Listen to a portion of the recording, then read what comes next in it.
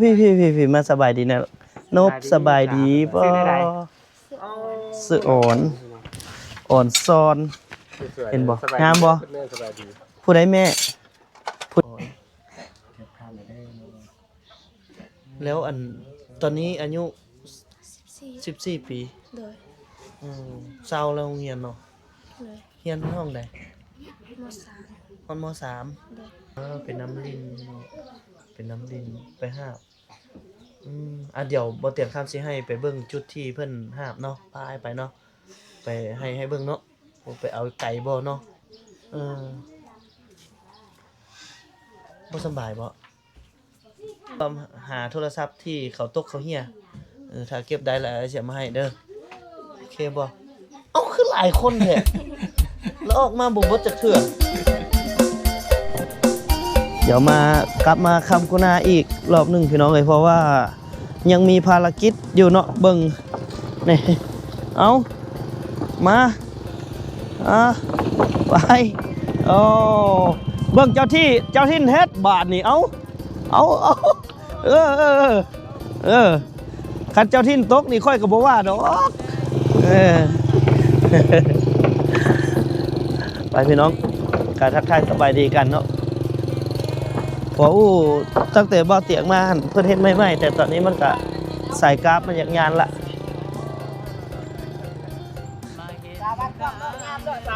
สบายดีแข็งโดยโอ้เส้นทาง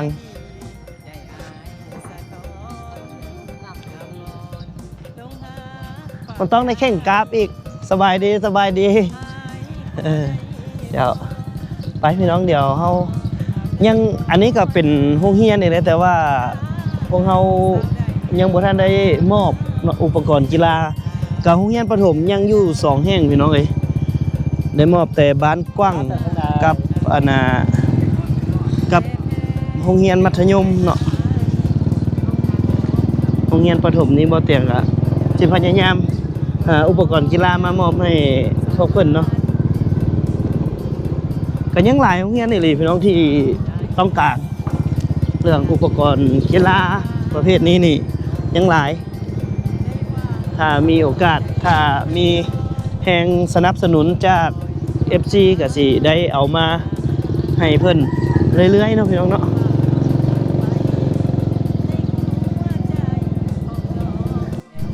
ไปทางไหนพี่น้องเจ้านี่บ่โอ้เจ้านี่บ่เบาเสียงคนหลงป่าสบายดีกันไหมสบายดีเบาเสียงคนหลงป่าฝากติดตามช่องเบาเสียงคนหลงป่าตอนนี้บ่ทันได้อัพคลิปดอกพี่น้องเอ้ยแต่ว่าอยากให้คนติดตามฮอด1,000ก่อนเนาะจังอัพคลิปเนาะ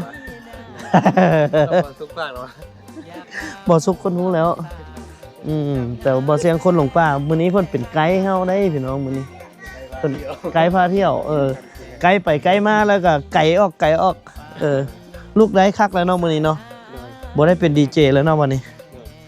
กันว่าเป็นดีเจตื่มอีกจัก2คืนนี่เป็นเจดีรถเจ้า ไปเบาเสียง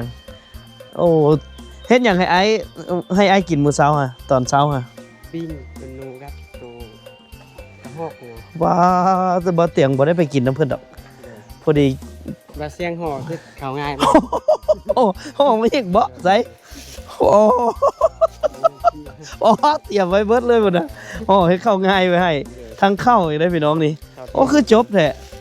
บ่จบแบบนี้ก็ยังบ่มีผู้มักบ่มีเลยพี่น้องโอ้ยสะอ่อนน้องอ่อนไปแล้วบ่นี่เรียบร้อยแล้วตี้แบบนี้น่ะเงียบกิ๊บบ่สิน้องอ่อนเอ้ยไปแล้วบ่น้องอ่อนอยู่เทิงบ่ย่างอยู่บ่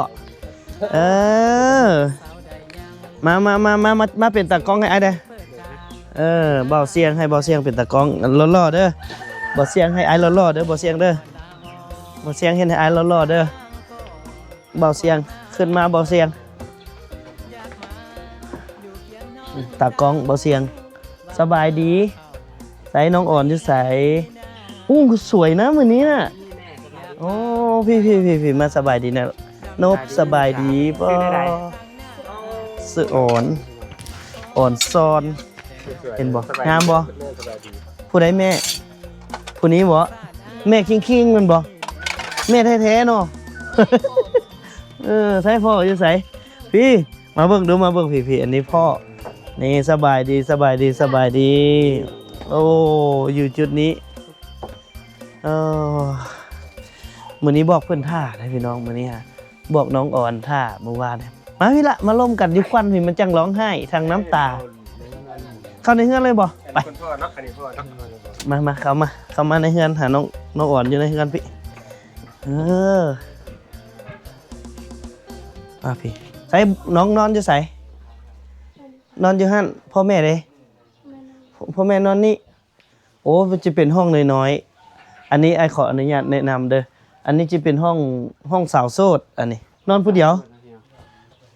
แต่ตอนนี้ไอ้เอาผัวไอ้เอาเมียแล้วเอาเมียมานอนอย่างนี้ นอนอยู่นี่นอนที่ไสบัดนี้ไปนอนน้ำมือก็โอ้น้องเลยได้ไปนอนน้ำหมู่บ่แม่นไปนอนน้ำผู้บ่าวเอ้ยอย่าไปเว้าในนั้นมานั่งก่อนมาสิลมกับน้องก่อนนี่มานี่ก่อนพี่มานั่งใกล้ๆไอ้พี่พี่น้องตอนนี้อยู่เพื่อนเฮานี่มีจักคนมีพ่อแม่มีไออีก4คนอยู่นี่ได้แล้วไอตอนนี้ละไอแล้วเอาเมียผู้เดียวไอเอาเมียแล้วมาอยู่นี่แล้วน้องเราบ่ได้นอนบัดนี้อีพ่อกับอีแม่บอกนอนนำแล้วบ่อยากนอนน่ะเป็นสาวแล้วบ่อยากนอนนำพ่อแม่เนื้อก็เลยเดี๋ยวนี้ไปนอนอยู่เพื่อนคนอื่นเพื่อนอนน้ำหมู่จักมื้อละประมาณ 3-4 มื้อคือบ่ให้พ่อแม่ปลุกตูบน้อยๆให้อยู่ข้างเฮือนนี่ตูบลมเบาเนาะแล้วห้องนั้นนี่ซั่นน่ะห้องอายอีกพี่น้องเพราะว่าอยู่เฮือนเพิ่นมันหลายคนเนาะทั้งเบิดมีจักคน11คน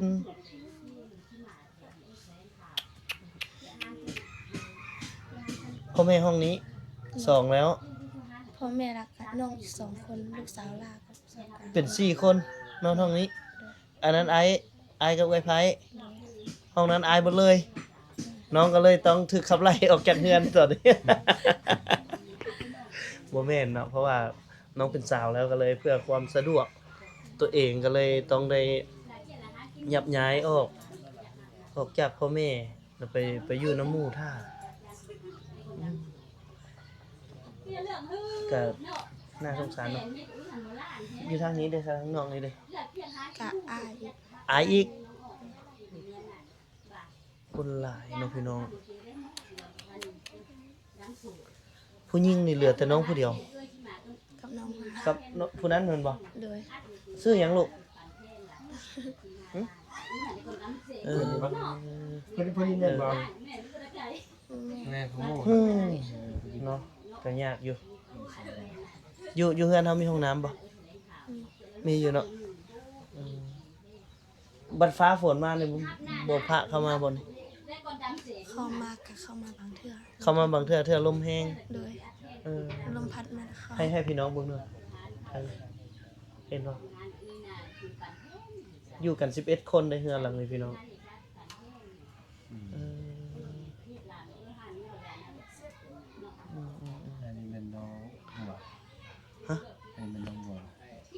อันนี้บอกน้องอ่อนเป็นสวยน้องอ่อนเก็บภาพมาได้แล้วตอนนี้อายุ14 ปีเลยเศร้าแล้วโรงเรียนเนาะเรียนห้องใดม.3 เลยเข้าเรียนบ่ทันหมู่เด้เรียนเข้าเรียนบ่ทันหมู่แล้วได้เรียนห้องม.3คือออกซะผมมีเพื่อเฮ็ดเวียกซอยอีเมลเอาคน11คนเลยซะก็มีแต่จุอ้ายไปให้ก็มีแต่ผู้หญิงไปบางเทื่อจุอ้ายก็ไปนำบางเทื่อก็ไปปีฟื้นก็ไปนำอีแม่บางเทื่อก็ไปนำหมู่เข้าใจอยู่ ราะว่าผู้หญิงนี่ก็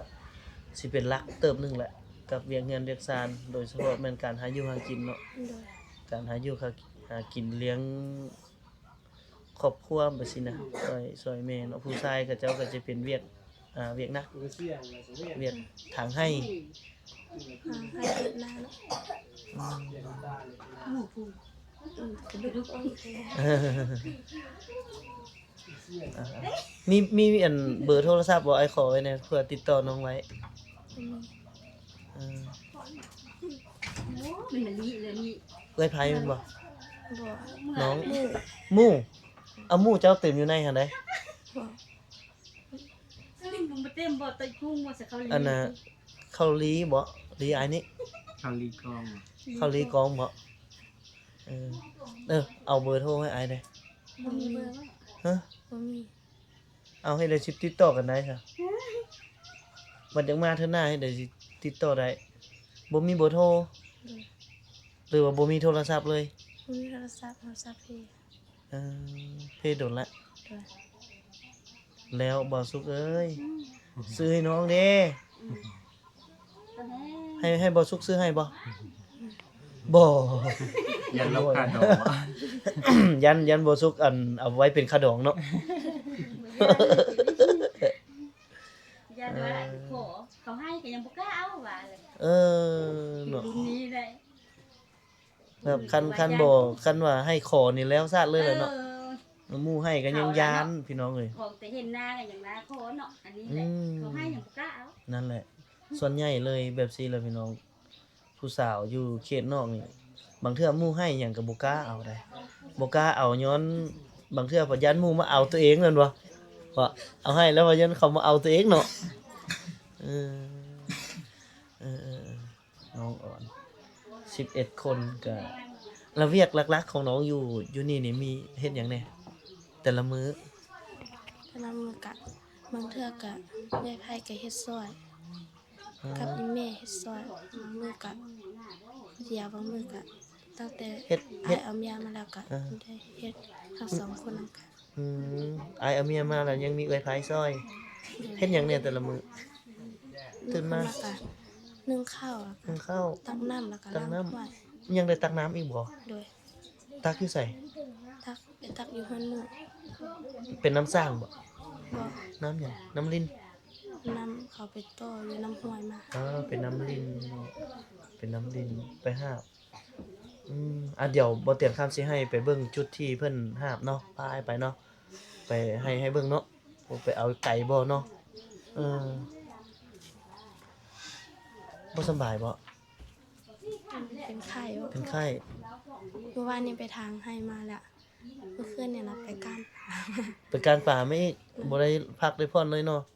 เฮ็ดเวียกเกือบ ตื่นสามัญเป็นไข้แล้ว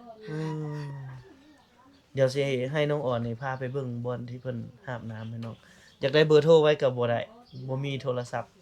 เพย์เนี่ยโทรศัพท์เพย์แล้วก็เลยก็สิติดต่อยากอยู่เอาไว้มาถ่ายทำน้องหลายๆเทื่อก่อนเนาะจังรวบรวมหาโทรศัพท์ที่เขาตกเขาเหี่ย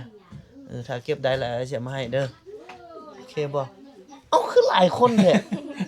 แล้วออกมาบ่เบิดจักเทื่อ ยัง เท่าใดวะ ยังอยู่วะยัง มันมีเนี่ย เบิดแล้วบ่บัดนี้ มันน่ะ โอ้แล้วม่วนออกแล้วงงเลยเด้อนี่ออกมาหลายแท้งงเลย เดี๋ยวเฮาไปเบิ่งกันบ่อนน้องไปหาบน้ำเนาะไปพี่น้องไปเบิ่งจุดที่น้องหาบน้ำเดี๋ยวเอาไว้ไอ้เก็บได้โทรศัพท์ก็เด้อไอ้สิเอามาให้เด้อเฮ็ดโทรศัพท์เขาเหี่ยเขาตกตามทางเดี๋ยวไอ้เก็บได้เอามาให้โอเคเนาะ ไปพี่น้องเดี๋ยวไปเบิ่งจุดที่น้องอ่อนตักน้ำเนาะไปเบิ่งเวียกแต่ละอย่างเพิ่นเป็นจังไดอันนี้เฮือนนี้นี่อยู่11คนเนาะบ่น่าเชื่อว่าอยู่11คนอ้าวบ่ธรรมดาแม่นเบิดบ่ฮะคนนั้นเด้คนนั้นบ่แม่นบ่ บ่แม่น แฟนคลับบ่พุ่นน่ะผู้นี้น้องเนาะเอาพี่มาเบิ่งนี่นะอันนี้ก็เป็นบ่อนอายเพิ่นนอนนี่ซื้อหยังอีหล่ะซื้อหยังอันนี้มานี่ซื้อหยังซื้อหยังลูก บัว ฮะ บัว บัว บัวอ่อน โอ้ยบัวอ่อนไปเดี๋ยวเฮาไป ไปบ่เสียงคนหลงป่าตั้ง2 YouTube ให้แล้วบ่าวเสียงคนหลงป่าฝากกดไลค์กดแชร์เพิ่นว่ากดติดตามแน่สิหลงป่าตลอดดอกเดี๋ยวไปเบิ่งบ่อนน้องอ่อนตักน้ำหาบน้ำเนาะอันนี้จะเป็นซานเพิ่นถ่ายภาพนะ เอาอันนี้นี่กระตุกอย่างอันนี้ฮะเสื้อตัวหวดตัวขวกเป็นอะไรตัวขวกตัวพวกผัดบะหมี่เนื้อบ่ได้เหมือนนี้ผมออกกินหมดแล้ว ตัวขวกแบบไหนตัวขวกเนาะเอากระตุกนี้ใส่เนาะเอาเดี๋ยวเฮาไปเบิ่งน้องอ่อนจุดที่น้องอ่อนห้ามน้ำจังหน่อยนึงอ๋อนี่พี่น้องเฮือนครัวโอ้อยู่นำกันนี่แสดงว่ามีอยู่2ครอบครัวมีครอบครัวบักอายท่านเนาะแล้วก็ครอบครัวพ่อแม่นี่รวมยังได้3ยังได้3ยังได้4พี่เอานี่แล้วอันนี้หาก็เอามันบ่เอาปีนี้เนาะเอาข้าวลงใส่จุกมองตั้มแม่คือแม่บ่ตั้มมาเข้าได้4อยู่บ่4เอาบ่หรือว่าตั้มเอาสีน้ำเขาขอสีน้ำเขาเขามือเขาตับแพ้สิเนาะอันแบบตำโคกตีนนี่เราเหยียบเอานี่อันนี้มาเป็นไผก็ผู้ดีได้ซอยเวียกอันน่ะน้องอ่อนเนาะเฮ็ดให้เฮ็ดนาแหละชื่อนั่นเลยชื่อนั่นเลยฮะดาวคนบ้านนี่เหรอบ้านนึงบ้านพนสีเอาซอยกันละเป็นลูกผู้ที่เท่าเลยฮะจะเป็นลูกผู้ที่เท่าเลยน้องผู้เดียวสบเนาะลูกสาวเดียวอีกเอ้ยไปเอาลูกเพิ่นมาต้องเอาไปส่งเพิ่นเด้อบัดนี้เด้อไปอยู่นำเพิ่นมันหลายคนพุ่นแล้วอยู่นี่เคยสู้พุ่นแล้วเป็นเคยสู้เอาเอ็ดเวียกเลยเอ็ดไปเอ็ดมาซอยแม่นี่แหละมาซอยพ่อเฒ่าแต่ว่าอันบักอ้ายนี่ไปสู้บ่ไปสู้ไปสู้นี่เขาแพงบ่เขาดองแพงบ่ไปสู้บ่แพงบ่บ่ได้ซื้อค่าหัวบ่ได้ซื้อค่าหัวนี่คือค่าดองบ่ได้ใส่ค่าดองใส่ค่าดองก็ครึ่งนึงใส่ครึ่งนึงนี่จักล้านว่าสู้สุดเลยแหละบ่ได้สิสู้สุดนี่คือเฮ็ดแนวใดสู้สุดขาดกับเพิ่นไปเป็นลูกเพิ่นความหมายคือไปเป็นลูกเพิ่นแต่อันนี้ในเฮานี่จ่ายได้จ่ายครึ่งนึงจักล้านจ่ายนี่ยังบ่ทันได้จ่ายเลยจะหาเอาโอ้จะหาเอาโอ้บ่ทันฮอดเดือนครับโอ้แต่ว่าแล้วนางนี่แหละมาอยู่นำอยู่พี่เอ็ดไปเอ็ดมาไปมีเวียกทางพุ่นกับไปมีเวียกทางนี้กับมาเพิ่นแล้วจะหาลงมาทางให้ช่วยพ่อแม่เอาจังใดก็ฮักแพงเอากันเด้อหลายเด้อจังใดก็เอามาเป็นผัวเป็นเมียแล้วก็ให้สู้นำกันได้ทุกข์หรือยากทำไดก็สู้นำเดียวอีหล่าเด้อมาอยู่เฮือนยากก็ทุกข์ยากซำเลิกก็ได้อดเอานำเดียวแล้วเฮ้ยฮักแพงเดียวเลยเนาะช่วยกันทางนี้ก็มาก็สิฮักแพงคือกับลูกกับเต้านี่แหละไปพุ่นก็ทางพ่อเฒ่าก็สิฮักแพงคือกับลูกคือกันเพราะว่าคือไอ้ก็ยังมาเป็นเคยทางรักษานี่ก็เพิ่นแพงซ้ำกับลูกชายเพิ่นนั่นแหละลูกเพิ่นก็คือลูกตัวเองอีกแล้วคะแนนว่าเฮานี่ก็ต้องดุมันแดเนาะมันแดนั่นแดเอาไปก่อนบัดนี้15ปีใหญ่กว่าน้องอ่อนเนาะใหญ่กว่าน้องอ่อนปีนึงแต่ว่าคนนี่คือสิน้อยกว่าน้องอ่อนตามเบิ่งนี่อายุเยอะแต่โตคนนั่นน่ะคือว่าโตคนสิน้อยกว่าน้องอ่อนนี่เอาไอ้ไปก่อนง่วงเอาไม่อย่างว่าม่วนออกมาเท่าละคน2คนห้องนี่นอนได้จักคนวะโอ้ห้องน้อยๆนึงเหรอวะแล้วออกหันละเบ้ยว่าออกมาคนนึง2คนเอาเบิดละบ่นี่วะโอ้ยเอาไปเดี๋ยวไปเบิ่งน้องอ่อนไปเบิ่งจุดห้ามนะไปห้ามเลยเป็นหยังวะเฮ้ยฮะบ่น้องอ่อนไปห้ามเลยเป็นหยังห้ามมาเลยเป็นหยังฮะเอาคู่ตัวใดห้ามให้อ้ายเบิ่งเด้เอาชีวิตจริงของน้องอ่อนเลยนะว่าน้องอ่อนไปห้าม แนวใดอยู่ไสไก่บ่เดี๋ยวไปเบิ่งก่อนก็ได้ไปเบิ่งก่อนเดี๋ยวไปเบิ่งก่อน อันนั้นเลยไผ เอ้ยไผจิตโตน้อยกว่าอัน เป็นหมู่ลาว แม่นวะ มาลิ้นล่ะ มาลิ้นแล้วแหละเสร็จเลย อ่านมาก อายมักเลยแมันบ่เออ เซตบัดนี้ โอ้แบบว่าทีแรกแล้วน้องแล้วพาหมู่มาลิ้นพาหมู่มาลิ้นแล้วเป็นอะไรบัดนี้อายเห็นแล้วกันเอาเด้อหมู่โตว่าซั่นบ่เห็นบ่ว่าได้ไดเขาเจ้าไปรักร่วมกันรักร่วมกันหรือร่วมไม่เฮาหูร่วมไม่เฮาหูเลยแล้วหมู่ ทำอิฐ แล้วหมู่เจ้าก็มักอายเจ้าเลยเสร็จเลยแม่นบ่ไปเบิ่งอันนั้นเรื่องส่วนตัวเพิ่นใช้ทางใดไปทางใดน้องบนหาไปเลยให้น้องอ่อนไปย่างไป ไปแล้วนะ ไปลูกไป สักกุ ไปหลายคนเลยป้าตัวนั้นก็โคกต่ำนะยังต่ำอยู่บ่น้องอ่อนโคกนั้นยังต่ำอยู่ว่ะบ่ได้เอาไปสีเนาะ ขั้นมันกับเอาไปสี คันมันคันค้านแล้วต่ำเอา โอ้ย ขั้นปีดิ พี่น้องคันค้านแล้วแม่นอะไรต่ำเอา น้ำมันนี่ ใส่ให้งานแต่ว่าคันมันแล้วแม่นเอาไปสี โอ้ยอายก็เมื่อยน้ำเจ้าเด้อยู่ใส่ละอยู่ใส่อยู่นี่ใส่อยู่ใส่ทางพิตตี้ ลุงน้ำทำนี่นี่ของทางลัดผมลงหาห้วยก็ได้ มันเป็นน้ำสร้างน้ำลิ้น น้ำลิ้น เออ น้ำซ่านะ ไปย่างก่อนอีลาย่างก่อนโอ้ย ทางนี้ทางลัดน่ะคือ ย่างไปทางง่ายพี่ก็ขี้ค้านย่างไก่มันบ่ น้ำสมาแต่นั้นเลย ใส่ ลุงมันนั่น เข้านี่มันบ่ แต่นี่ก็คือยืดเด็ดลุงหา โอ้คันว่าเพิ่นมั่นแล้วเพิ่นจังแบกไปสีจังบ่ได้ต่ำแต่ว่าถ้าน้องอ่อนมื้อใดที่ว่าเพิ่นค้านนี่เพิ่นสิเอาเข้าเขาลงไปเหยียบเอา โอ้มื้อใดค้านจังต่ำเอา บัดมื้อใดมั่นเพิ่นเอาไปสีไอ้ก็ยังงงอยู่ไสล่ะบ่อนเอาอยู่ไส นี่เป็นน้ำสาน น้ำสร้างโอ้นะโอ้เบิ่งเดี๋ยวลงมาเบิ่งจุดนี้ก่อนอันนี้ห้วยหยัง น้ำซ่า น้ำซ่านก็เดี๋ยวน้ำสร้าง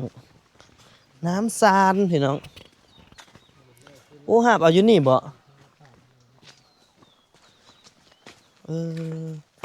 ใส่สวนเจ้าตอนนั้นสวนน่ะโอ้คันอายไปเบิ่งนี่ออกไอ้ข้ามนี่ได้บ่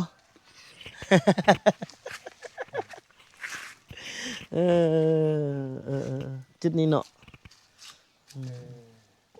เดี๋ยวนี้อายเจ้ายังจักคน สี่ ยัง4 คนพาหมู่จะมาอีก เดี๋ยวงวดหน้าเราพาหมู่น้องมาอีก มาแล้วให้อายเจ้ามักอีก ก็ได้สิเอาหมู่เจ้าอีก เดี๋ยวนี้หาน้องอ่อนนี่บ่ได้อยู่คันใช่ว่าแล้วบ่ได้อยู่บ่ได้นอนอยู่เฮือนแหละอะเขาเจ้ามายึดพื้นที่กันเบิดละแม่นหมู่ตัวเองอีกเนาะมายึดพื้นที่เนาะบ่อนที่เฮาเคยนอนหมู่ก็มายึดมาเป็นบ่อนนอนของหมู่กับอายเพิ่นจบเพราะว่ากลายมาเป็นเอื้อยไผตัวเองเรียบร้อย จากหมู่ไปกัน แล้วเอิ้นอะไรวันนี้อ่ะเอิ้นอะไรเอิ้นหมู่อะไร เอิ้นไอ้ไผ่ เอิ้นเอื้อยไผเลยบัดนี้จากที่เป็นเสี่ยวอยู่ดีๆอยู่บ่อยู่มาเป็นเอื้อยจังนั้น